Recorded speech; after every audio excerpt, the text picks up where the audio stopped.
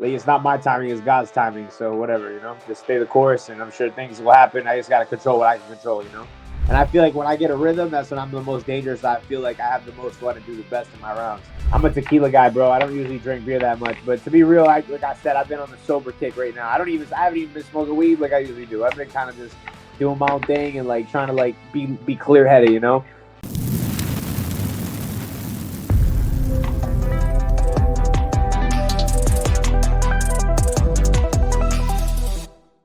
All right, guys, this is Crazy Kev here, and I'm here with UFC fighter Landon Quiñones. Landon, how we doing, my man? We're doing good. Can't complain. Well, I can't complain, but I'm doing good. Fair enough. So, Landon, man, we were just talking, man. The last time we talked, you haven't had a fight since February. What's going on, man? What could maybe be next for you? I don't know, man. I'm just sitting here twiddling my fingers. I've been on the show for a little bit, just trying to stay up, stay ready, stay getting better. The UFC's got a lot of fighters. They got a big roster. They got a lot going on. So when the call comes, I'll be ready. But I'm really anxious for one right now. I feel like the longer I go without fighting, I feel like my life starts to fall apart, and I kind of feel empty. I feel like my life's in a little bit of a limbo right now. But like, it's not my timing, it's God's timing. So whatever, just stay the course, and I'm sure things will happen. I just got to control what I can control. Yeah, no, 100%, man. I definitely hear you. And when it comes to your next fight, do you got any eyes on who you maybe want to fight next? Honestly, bro, I've gotten to a level right now, skill-wise, where I don't really give a fuck who they give me. I feel like I've gotten a lot better. I've called out guys like Natan Levy. I've said a bunch of names. I like the Nazim Sadikov fight. That was a fight that popped up in Denver. Unfortunately, it was too short notice and an elevation. There's this guy Darius Flowers that my boy Evan Elder just beat up. I don't know if he got extended for taking a short notice fight. I'll beat his ass too. I don't care, man. Trevor Peake, I called out. Like, there's a bunch of names that are on my mind, man. But it really doesn't matter. Whatever the UFC feels necessary for me, I'll take it. You know what I mean? I'm 0-2. I don't really have too much leverage to pick my spot, but I'm gonna go in there, do my best, and show that I belong here, and remind everybody what's up. I'm a guy who finishes fights, a violent style, an aggressive style. Someone who gives it everything and really comes to fight and doesn't lay and pray or try to fucking squeak out decisions. I'm trying to finish fights, and I'm looking to get back to my ways. And we've had a couple bumps in the road. But like I said, that's just the way my story is, and it just makes for a better one. Yeah. No, I definitely am looking forward to your next fight. So you mentioned Nazim and Darius. If it comes to one of those two for your next matchup, who would you prefer to fight next? Does not matter to me. I do not care. I'd fight anybody, any of them. It's no disrespect. These are just guys that aren't booked right now. I'm just trying to get booked, get busy, and put some hands on somebody. It's nothing personal. This is just the business we're in, and yeah. Fair enough. Now, when it comes to your next fight, what are you kind of doing in the gym to kind of improve to, get in the win column for your next fight? The last couple of weeks, I've been lightening up a little bit, man. I had a couple of lingering little injuries. Not like, I wouldn't even call them injuries, just like tendonitis in my elbow. My shoulder's a little tight, but I've still been working on my skills, still been drilling a lot, doing my striking, a lot of my striking. I felt like I went through like a good 4 months where I was very grappling heavy. Now I'm kind of getting back to my bread and butter, trying to improve there. Improve my speed, my power, my setups, get my timing right, doing a little bit more sparring rounds. But the work continues, man. There's so many areas to cover when you're doing MMA, and I don't want to be a guy that's just a one-dimensional guy or has one game plan. Unlike a lot of these guys, striking wise, I can fight forward, backwards, side to side. I can fight all ranges. In the grappling, I want to be more of a submission threat, so I've been working in that area as well.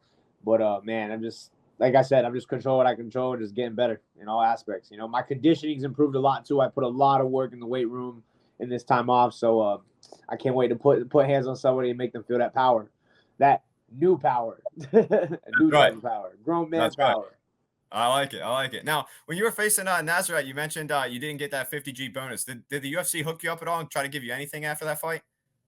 I did get some undisclosed, but at the end of the day, money isn't the thing. I didn't go there to get to just get a paycheck. Every time I fight, obviously money is important. I can't do what I love without getting paid for it. But realistically, I always go to get my hand raised, and I didn't get that. So regardless of what money they sent me, the UFC did take care of me. But I just got to get busy, man. I got to keep the ball rolling. I got to move forward in my life. I don't want to be stuck in the same place. No, I definitely hear you there. I'm glad they hooked you up a little bit because that was definitely a sick fight, man. And not enough, but they did hook me up. Definitely not enough. Fair enough. I hear you. And man, when it comes to your fighting career, man, when you're in the gym, what kind of music do you like to listen to when you're training? Man, it just depends on my mood or my vibe, man. Sometimes I'm listening to James Brown and like some Motown kind of music. Sometimes I'm listening to super ghetto trap music. Sometimes I'm listening to like Afro beats and chill vibes. You know, when I'm sparring, I like to listen to like the super ghetto crux shit, get me hyped up, get me moving. But I also sometimes like to listen to like I said, the Motown stuff, get myself feeling like I'm dancing, getting a little rhythm, getting a little flow.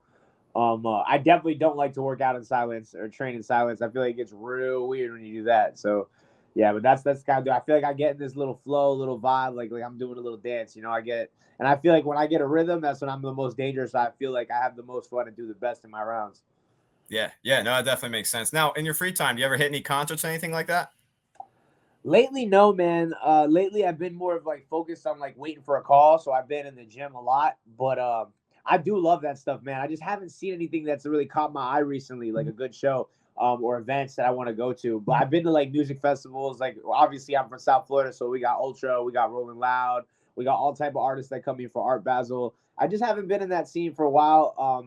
I do like going to events and different kinds of things as well, though. You know what I really been getting into again is pro wrestling as an adult. I've been really loving like WWE, AEW, all those kinds of events. Because obviously the storylines it can be a little cheesy and a little goofy, but and like people say, oh, it's fake, it's fake. Yeah, it's not combat, but I don't think jumping 20 feet off a fucking like turnbuckle or 10 feet off a turnbuckle onto a guy through a table is fake. I'm pretty sure that's real. You know what I mean? Yeah. So I appreciate the stunts and the way these guys are athletic and put their bodies on the line. So I've really gotten into watching that as well. So I know August 19th, Monday Night Raw is coming to Sunrise, actually right in the city that I'm from. So I'd love to go to that. You know, those are the kind of things I've really been getting into. But yeah.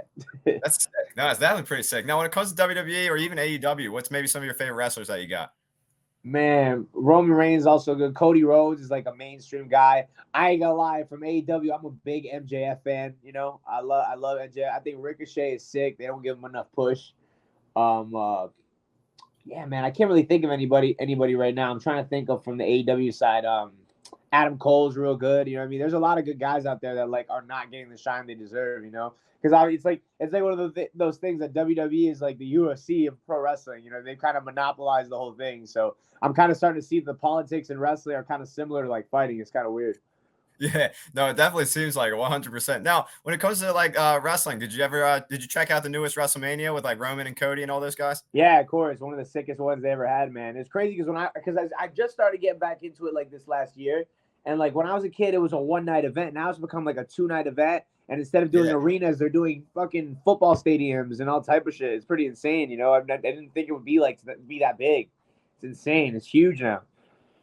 Yeah, 100%. Now, a while ago, did you ever see this match with Floyd Mayweather and Big Show? Oh, I did. That was years ago. That was when I was a kid. I remember with the brass knuckles and stuff. Yeah, Everything like that. Some people were trying to put it on like Floyd Mayweather's record and stuff to kind of like go with the story and stuff. It was wild. Yeah, that was cool. That was cool. definitely. Yo, Big Show has like no knees now. His knees are like Paul Wright. His knees are like caved in. Like it's crazy what these guys go through. But like, I think being a 500-pound athlete and like doing pro wrestling and doing the things that he's doing, like he's definitely paying the consequences. Some of these guys need to know when to hang it up, man. Like it's crazy. Like Ric Flair, these guys are gonna get hurt, man. They gotta stop. Oh, dude, he definitely needs to stop. He's like in his 70s now. It's insane that he even came back in the first place. You know what I mean? Yeah, like he has his last match, and then like a couple years now, like within a year, he's already back doing stuff in AEW. Like, what's wrong with this guy? Yeah, no, he definitely needs to hang it up. And when it comes to like wrestling, what's maybe some of your favorite finishers? Man, you can't go wrong with a little RKO. You can't go wrong with some with a good frog slash through a table. You know, you can't go wrong with anything that has to do with high flying. I think Dolph Ziggler always had a really nice finisher. I think Cody Rhodes has a real good finisher.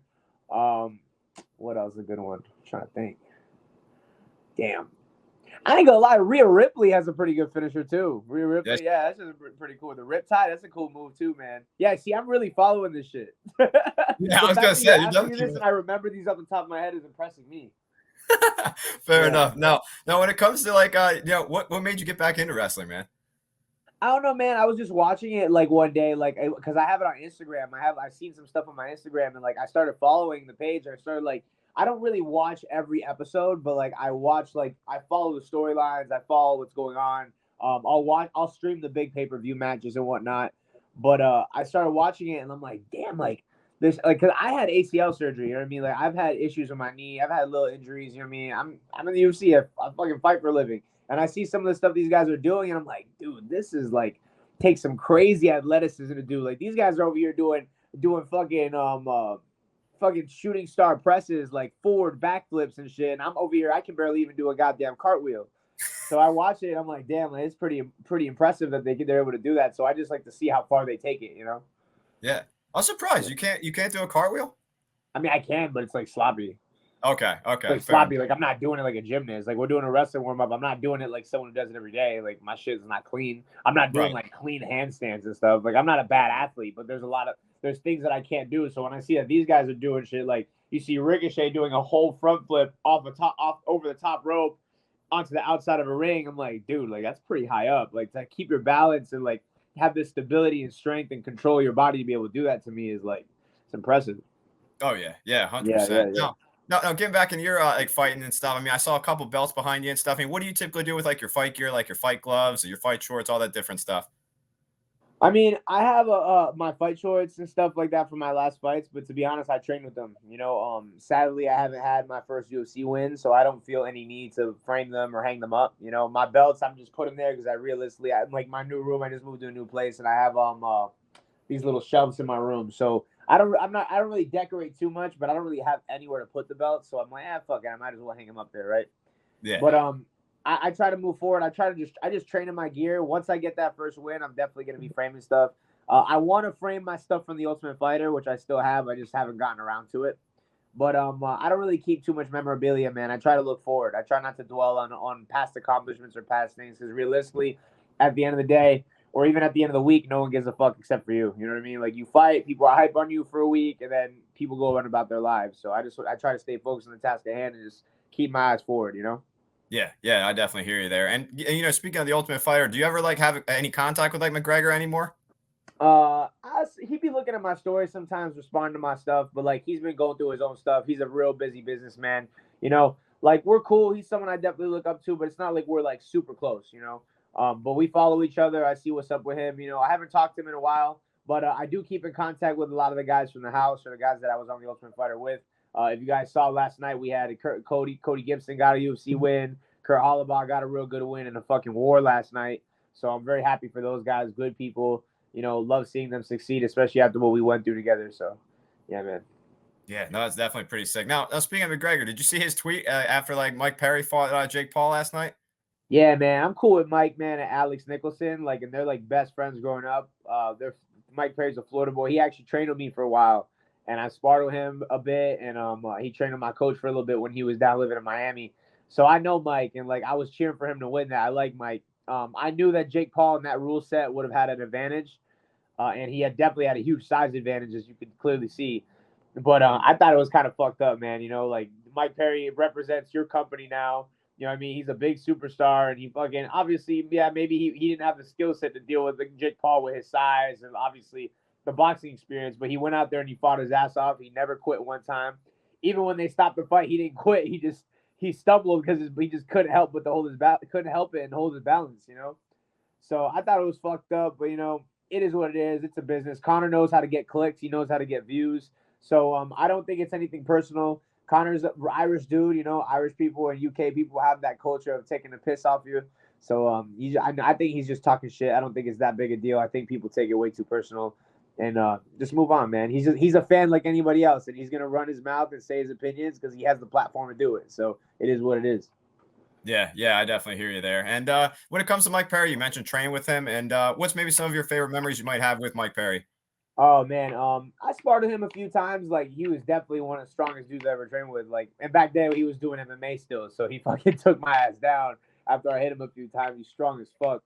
Super cool though, man. And then when I was in Dominican Republic and I was fighting over there, I don't know if I was fighting this one or I was cornering this one. I think I was cornering a fight for this one. And my boy Alex Nicholson was fighting the card. Mike was out there to corner him, so we hang out. We have had a few beers, hung out on the beach and chilled, talking a bunch of shit. It was cool, man. He's a good dude, nice guy, good family man. And I wish nothing but success for him, man. It was I asked him. Actually have a video on my phone of him climbing a palm tree with a beer in his hand. It's pretty funny. That's awesome. That sounds like Mike Perry. And Yeah. you mentioned like having some beers and stuff. What's maybe some of your go-to drinks?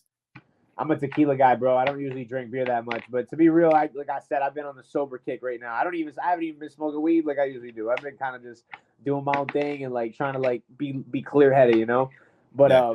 if I do drink, I'm definitely a tequila guy. Tequila for sure. Fair enough. Fair And I enough. try Now, to stick to that. I don't like dark liquor. I feel like dark liquor. I got a sensitive little baby stomach, so when I drink like too much whiskey or like I hate cognac, like Hennessy, nah. I'm not a Hennessy guy. I can't do that. None of that. fair enough. Fair enough. Now, when it comes to smoking, you think that affects your training or anything like that at all? I mean, I'm not like over here like abusing. I'm not a guy that's fucking smoking blunts like all throughout the day. You know what I mean, I'm taking a few hits of a bowl or a bong rip and then go about my day. I'm not over here like overusing. Like I use a little bit. I smoke a little bit, or I buy like a little bit of weed. It'll last me for fucking forever. You know, it's like it's not like I'm over here like it's not a huge habit. You know, but I go on little benders. Like sometimes I'll be smoking every day for like 3 weeks, and then I won't smoke. I won't smoke at all for 2 months, and then I'll smoke for like every day for like a month, and then I won't smoke for 2 weeks. You know what I mean? I go on like little binges, but I don't think it really affects me, man. If anything, when I'm training, sometimes it makes me feel relaxed. I feel like I'm the drunken master. Like my heart rate don't go up. I'm chilling. I feel like half the reason you get tired when you're training is when you get a little anxious, right? Like you're going hard with somebody, you're sparring, they're trying to take your head off a little bit, and like I feel like things slow down for me a little bit. I feel like it doesn't really hinder me. Yeah, no, that definitely makes sense. Now, Yeah. when it comes to like when you smoke and stuff, I mean, do you ever get the munchies? If so, what are you trying to eat when you're on that stuff? I do. I try not to eat though. That's my problem, man. I'm a little heavy right now too. Man, I'm a big sweets guy, man. Some people like chips and salty stuff. I'm a big sweets guy. So like, I've eaten like Nutella rice cakes, or I'll go to the store and I'll get like some M&Ms or like my biggest thing is pastries. But I love me some pastries, you know. But Yeah. like I said, man, I'm trying to keep myself under control. This conversation, I feel like you're setting me up for failure. Gotta chill out, man. Gotta Yeah, chill out. sorry. I'm not trying to do that. But yeah, man, when it comes to you know, I saw on your Instagram you were doing a little bit of personal training. How you like doing that, man? I love it, man. That's definitely what I see doing with my life when I'm done fighting. You know, opening schools, trying to build champions, trying to build my own fight team and stuff like that. One thing I've learned being in the big gyms though is I don't want too big of a circle or a big team, but I do want to have a group of fighters and guys that are dedicated I can put my time into because eventually, obviously, myself isn't going to cut it. You know, once you're done fighting, a lot of these fighters backtrack to other bad habits and stuff because it's kind of hard. Like you feel like a piece of you is missing. You know, so I feel like obviously martial arts is a lifestyle. It's something I want to do for my whole life, and to keep that competitive edge, I want to do it through other people, help them achieve their goals. Like my coaches help me achieve my goals, and not only do that, also change regular people's lives, people that are everyday working people, give them something to look forward to when they get off, when they go to train. Help build people's lives, build discipline, build camaraderie. You know, it's something that I love to do. I feel like even my students that I feel like I would do it for free if I could make a living off it without them paying me. You know, all my students pay me, but in all reality, they're also my friends. They're my friends. They're my family. They're people that are spend a lot of time with me. So even though like it's a lot of training and physical stuff and technique, like I'm also kind of part therapist, you know what I mean, or part big brother, or part little brother to some of my older ones too, you know. So it's a great thing. It's something I love to do, and I'm happy I get to do that instead of working a shitty ass 9 to 5, you know. Oh yeah. No, that's definitely an awesome living that you're kind of doing. And when it comes to your personal training, do any of those guys like fight? Do you happen to corner them or anything like that? Yeah, I actually do train a few amateur fighters. One of my buddies, Rambo. I don't really train him personally. He's more of a teammate, but I do help him out. My boy Rambo, it's his birthday today. He fights amateur down here. I had another fighter of mine, Jimmy Washington. He don't fight anymore, but I got him up to like 8-0, undefeated kickboxing and MMA, or 10-0. I think I got him too. I've cornered countless fights, man. I help with the amateur team a lot, and I help with a lot of our pros as well. So yeah, man. But I don't really have anybody that I'm super dedicated to as far as that's competing right now. That's like my guy. You know what I mean? That I can take full credit for. But I have got all my guys that I train. I want them to get to the point to where they can at least spar. You know, I'm not no fucking fitness boxing coach or fitness kickboxing coach. I want my people to like learn the real thing, build confidence, get better, and have skills. I want them when they go to train other places or they talk to other people, they know what they're talking about, and they look like they have good coaching behind them. You know, I want to set a good example, and I want to like, you know, I want them to be a good representation of my work. Yeah, no, that's definitely a solid message. And you know, man, speaking of messages, I mean, what's maybe your final message out there to the fans watching this video? Man, just stay patient. You know, I'll be back. I'm gonna be back in the win column. I'm gonna do it with a vengeance. You know, I'm gonna get back to my winning ways. I'm gonna get back to my finishing ways, and I'm gonna meet all the expectations that you have. And I promise you, I'll make my rise to the top. but it's all on God's timing. I'm controlling what I can control, and I can't wait to be in there to put on a show for all the fans and everybody that looks up to me, everyone that supports me. And I'm still blessed regardless, and God's plan is perfect, and his timing is always perfect. And I'll see y'all soon. Yeah, we're looking forward to seeing you soon, Landon. Thank you so much for coming back on the show. You're a good dude, and looking forward to what's next, my man. Yeah, I appreciate you, Kev. You need anything from me, let me know. Absolutely, man. We'll be in touch as usual. Thank you so much, my man. All right, man, for sure. Have a good day. Yeah, man. You too. See you later, my man.